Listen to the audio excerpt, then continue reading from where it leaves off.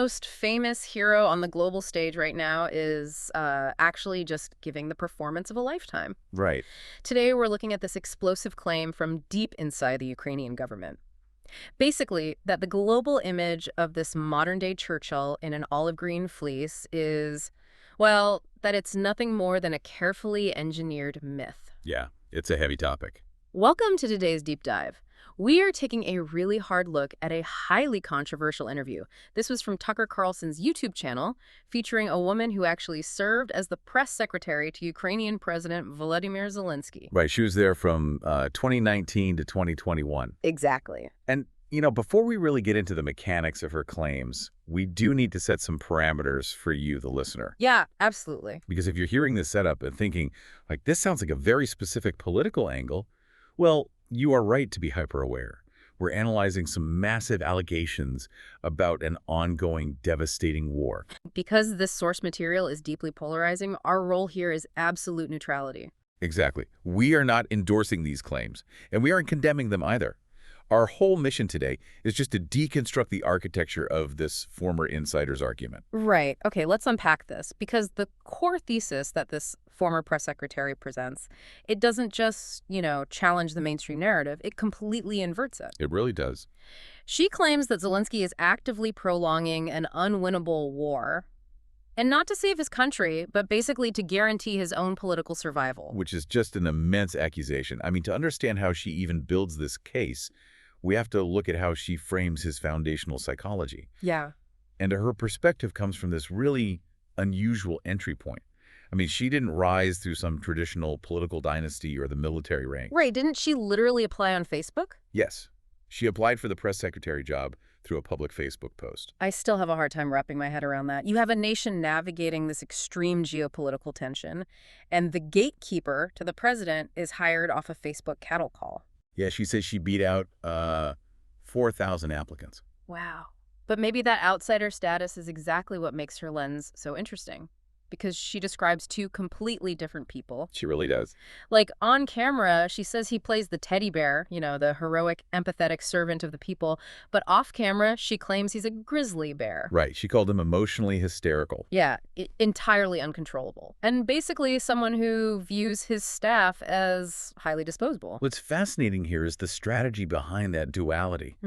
The source argues that we can't forget his previous career, as a highly successful television actor. Right, the acting background is huge. Exactly.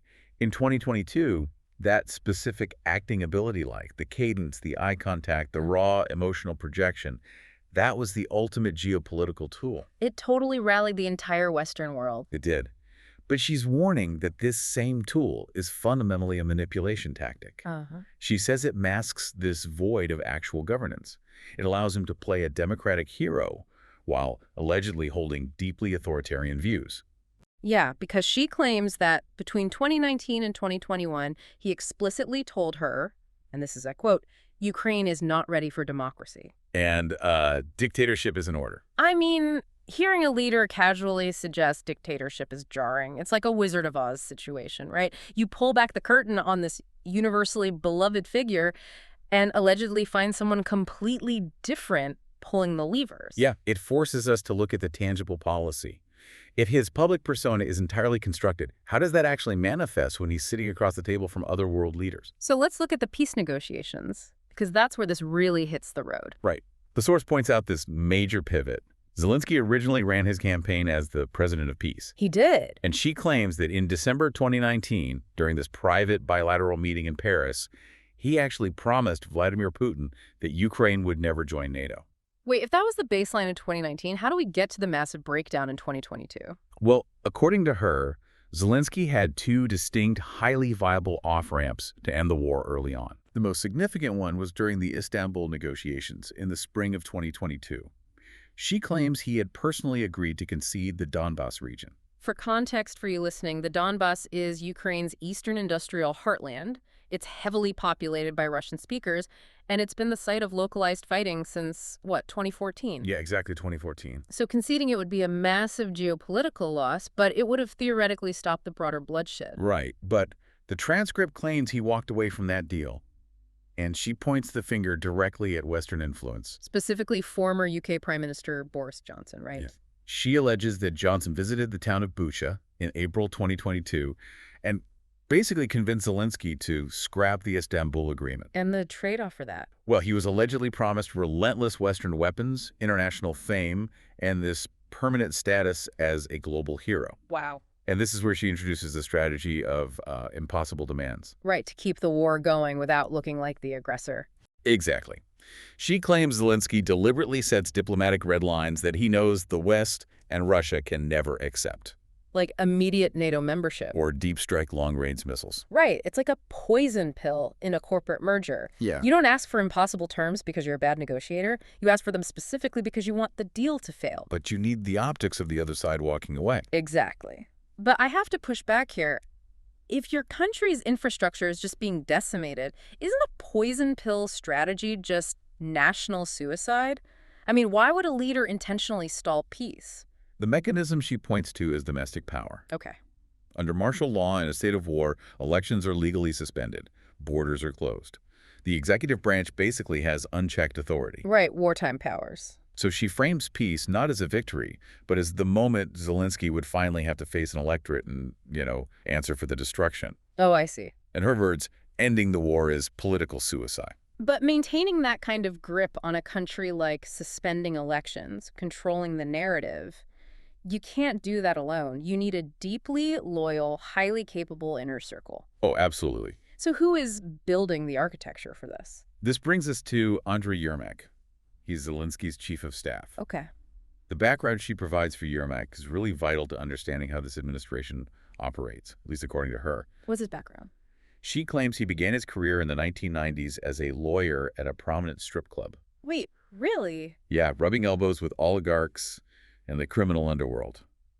And from there, she alleges he orchestrated the smuggling of luxury goods. That's wild. It gets weirder. She says he eventually even produced movies about the smuggling underworld. Hold on, I need to stop you. A former strip club lawyer who produced smuggling movies is running a wartime government. That's the claim. I mean, I have to ask if this is actual systemic corruption or just the kind of colorful mudslinging you'd expect from a disgruntled former employee who's, trying to sell a narrative. It's a fair question. But she uses that background to explain a very specific governing dynamic. She describes Zelensky and Yermak as operating in this dark symbiosis. How so? She calls them both malignant and paranoid narcissists. And think about how those skill sets merge, right? Zelensky's the charismatic visionary.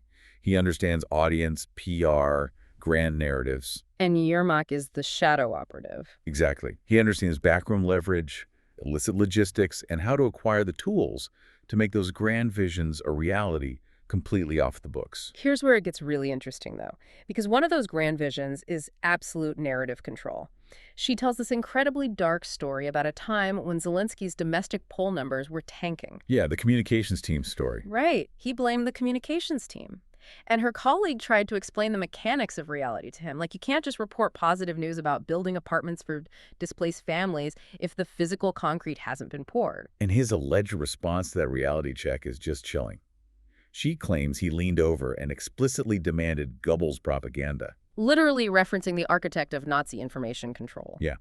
He allegedly said he wanted 1,000 talking heads. The argument being that if you pay 1,000 people to say an apartment building exists, the public will eventually believe it exists. Regardless of the physical truth. Exactly. My immediate thought when reading that was to wonder how you actually execute that. You can't just hire 1,000 people on a street corner to shout about apartments. How does a government practically manufacture reality on a national scale? Well, you do it by capturing the intellectual ecosystem. Right. Think about the mechanics of state funding. If the government and its allied oligarchs control the grants, the prestigious think tank positions, the media licensing, they can cultivate an army of experts. And then those experts are booked on every panel and news show. Precisely, to project a unified, relentlessly positive message. The source argues this creates an impenetrable echo chamber that totally drowns out organic dissent. And crucially, she claims this echo chamber isn't just for domestic consumption. No, it blinds Western diplomats too, because they only interact with these data-proof talking heads. But an echo chamber that massive requires a staggering amount of energy to maintain, because eventually the rhetoric on the television collides with the reality on the street. It does. And the physical math she presents regarding the human toll is, I mean, it's absolutely apocalyptic. The demographic collapse she outlines really defies comprehension. Officially, Ukraine is a nation of over 40 million people. Right. But based on the exodus of refugees and internal displacement, she estimates that maybe 25 million people actually remain within the borders. Let's break down that 25 million because the economic ratio is terrifying. She estimates only about 10 million of those people are actively working. Yeah, 10 million supporting everyone else. Right. They're trying to economically support 11 million pensioners, and those pensioners are surviving on what she describes as starvation wages, like $75 to $200 a month. It's heartbreaking. She shared that anecdote about a retired movie director. Oh, right. The one who literally froze and starved to death in his own home because he couldn't afford heat or food. Yeah. And the mechanism for hiding the actual military death toll is equally systemic, according to her. Like, while the UN has verified around 15,000 civilian deaths, she claims the reality is much darker. She pointed to 20,000 fresh graves in the city of Mariupol alone. Right. Exactly. Yeah. Furthermore, she alleges a massive bureaucratic cover-up on the front lines. To avoid paying out survivor benefits and to hide the true scale of the slaughter, she claims local officials frequently categorize battlefield casualties as natural causes. Like heart attacks. Yes. It is a profound level of suffering. And she contrasts that suffering with allegations of just eye-watering corruption at the absolute highest levels of government. The numbers are staggering. She claims the Minister of Energy laundered $12 million. And she notes casually that this was merely his 10% cut of a much larger scheme. And the duffel bag story. Yeah, she describes another minister being offered a duffel bag of cash, $5,000 a month, in untraceable dark money right in front of Zelensky. Just to subsidize his official government salary and avoid a public PR issue about politician pay. But the corruption isn't just domestic grift, right? Yeah. It impacts their geopolitical survival. She highlights a massive scandal involving naftogaz. Right, naftogaz. For context, that's the state-owned oil and gas monopoly. It's basically the financial heart of Ukraine's energy sector. And historically, it was deeply corrupt. Exactly. Yeah. So Western allies demanded Ukraine install an independent anti-corruption corporate board to oversee it in exchange for financial aid. But she alleges Zelensky deliberately fired that independent board, specifically so he could install his own cronies and resume laundering state funds. I have to jump in here because the logic of that is baffling. Ukraine is fighting for its life, totally dependent on U.S. funding and goodwill. Yeah. Firing your anti-corruption board in the middle of a war is it's like selling your own roof during a hurricane, or firing the bank's auditor right before asking them to extend your mortgage. Why risk infuriating the Biden administration when they hold the purse strings? Well, according to her, the administration was infuriated, and the retaliation was swift and devastating. What happened? She claims the Biden administration was so angered by this backsliding that they temporarily lifted sanctions, which allowed Russia to finish building the Nord Stream pipeline. Wow. And Nord Stream allowed Russia to bypass Ukraine entirely for gas shipments to Europe, crippling Ukraine's strategic leverage. Exactly. Her point is that Zelensky's inner circle prioritized their own illicit cash flow over the strategic survival of the nation. And when you look at the macro-level math, survival already looks mathematically impossible. It is a war of attrition. You have Ukraine with massive debt and a decimated population of 25 million fighting Russia, a country of 140 million with a fully intact industrial economy. Which forces us to ask, if you are a citizen living in this reality, you see the poverty, you know the corruption, you realize the military math is unfeasible, why isn't there a massive domestic uprising? And this takes us into her claims about how the state weaponizes the war to crush dissent. She alleges they have turned the front lines into a political penal colony. Exactly. The mechanism of control here is the draft. Right. She claims that if you are a blogger criticizing the administration or a member of the security services asking too many questions, you aren't just fired. You're forcefully conscripted and deployed to the most lethal combat zones. It is essentially a death sentence disguised as patriotic duty. And she gives specific examples, like a member of parliament who made a post on Telegram suggesting it was time to negotiate peace and that Zelensky needed to accept the possibility of losing a post-war election. And what happened to him? 3 days later, that MP was thrown in jail on charges of treason. Wow. She also describes a sweeping culture of cancellation, right? Yes. Banning historical books, shutting down traditional churches, erasing poets with any Russian ties, systematically weakening the cultural fabric just to maintain ideological purity. When formal protest is criminalized like that, public desperation usually finds other outlets. And she points to these viral Instagram trends fueled by bleak gallows humor. Like citizens filming themselves burning books of Zelensky's speeches just to generate heat in their freezing apartments. Or the really dark joke she mentioned, where a driver parks in a handicapped spot, someone confronts him, and the driver responds, "I'm voting for Zelensky a second time." The punchline being that supporting the administration means you are, quote-unquote, mentally disabled. When citizens are communicating through that kind of subversive irony, it's a massive red flag. But the erratic behavior she claims to have witnessed isn't limited to harsh policy. She brings up intense personal allegations. Yeah, she brings up the open secret of alleged drug use. Right. While she clarifies she never physically watched him ingest drugs, she claims to have personally met his alleged cocaine supplier. A figure from his old entertainment production company, 95th Kvartal. Exactly, who would mysteriously appear at the presidential offices. She describes briefing him, finding him sluggish and unfocused. Then he'd excuse himself to the bathroom for 15 minutes and emerge completely transformed. Manic, energetic, acting entirely differently. And, as she specifically noted, sniffing. She even brings up an old scandal from the election campaign where he was challenged to a drug test by his opponent, Petro Poroshenko. Right, she claims Zelensky dodged a legitimate medical test by going to a private clinic owned by a friend and faking the dates on the paperwork. What makes this relevant to our geopolitical analysis is how this erraticism allegedly spills onto the world stage. She shares this baffling anecdote at the Munich Security Conference. Oh, yeah. Zelensky was slated to meet with Hungarian Prime Minister Viktor Orban, and without any strategic provocation, Zelensky publicly and aggressively insulted him. Which is strategic malpractice. He insulted Orban literally days before he needed Hungary to vote in favor of a $90 billion European loan package for Ukraine. That's wild. It begs the question. If a world leader is behaving this self-destructively, taking 15-minute bathroom breaks, needlessly insulting the exact politicians who hold his financial lifelines, how does the International Diplomatic Corps not see it? They might see it, but they're paralyzed by the mechanism of isolation we discussed earlier. Think about the feedback loop of a leader surrounded exclusively by Yermak's loyalists. Right. In that hermetically sealed bubble, nobody ever says no. Bizarre behavior becomes the normalized baseline, and the Western diplomats are trapped by their own narratives. Which brings us to the West's role in all of this. If the reality on the ground is even a fraction as corrupt and unwinnable as she claims, why do Western capitals continue to pump billions of dollars into this specific administration? The source argues that Western politicians are hostages to their own public relations machinery. How so?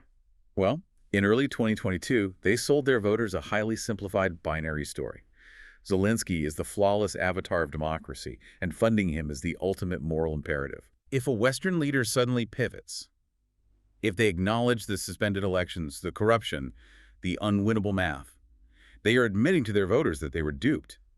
It would obliterate their domestic poll numbers. And we shouldn't forget that this source intimately understands how Western media and politics intersect. Oh, definitely. She casually dropped that she co-authored the famous New York Times piece investigating Burisma. Right. For those who need a refresher, Burisma is the Ukrainian energy company that had Hunter Biden on its board, making it a massive flashpoint in U.S. politics. Exactly. She claims that simply for writing that investigative piece, the Biden administration effectively iced out the New York Times for years. She knows exactly how fiercely these geopolitical narratives are guarded. Ultimately, she presents a deeply cynical view of the grand geopolitical chessboard. She argues that the West doesn't actually care about Ukrainian democracy. They're using the country as a proxy tool. Right. Keeping the war going serves Western interests by continually draining Russian military resources and justifying massive domestic defense budgets. But the cost of that strategy, she asserts, is the literal physical extinction of the Ukrainian nation. So what does this all mean? When you strip away the soaring rhetoric and the standing ovations in Western parliaments, the reality she presents is a tragedy. It really is. She is essentially saying that in the name of saving Ukraine, the international community is funding a meat grinder. It is a war that is bleeding the working class and the elderly dry, not for freedom, but to shield the political career of one man and the geopolitical interests of his benefactors. She expresses a profound frustration with the hollow rhetoric of Western leaders. You have politicians sitting comfortably in safe capitals giving interviews claiming that Russia is on the verge of collapse and that victory is imminent. Yeah. But to the people on the ground hiding from drone strikes, surviving on $75 a month, watching their demographics evaporate, those optimistic talking points aren't just disconnected from reality. She sees them as a form of psychological cruelty. It is a tremendous amount to process. To summarize, the narrative we've explored today suggests that the heroic democratic struggle broadcast on our screens is an elaborate facade. Right. According to this insider, it is a constructed reality designed to mask systemic corruption, political paranoia, and a devastating war of attrition. And as we conclude, we really must reiterate our core ground rule. These are the unverified, highly partisan claims of one specific individual in one specific interview. Absolutely. They represent a single, deeply controversial data point. Our goal was not to tell you this is the absolute truth, but to map out the architecture of a perspective that radically challenges the mainstream consensus. Exactly. We are just showing you the blueprints of the argument being made when the cameras are allegedly turned off. Which leaves us with a lingering question for you to consider on your own. All right, let's hear it. We live in an era where wars are fought just as fiercely through social media, algorithms, psychological operations, and cable news narratives as they are with artillery. In that kind of hyper-mediated environment, how can we, as outside observers, ever truly distinguish between the harsh, necessary centralization of power a state requires to survive an invasion? And a leader cynically exploiting a national tragedy to build a dictatorship in plain sight. Exactly. It makes you realize how vital it is to question who is actually writing the script. Thanks for taking this deep dive with us. Catch you next time.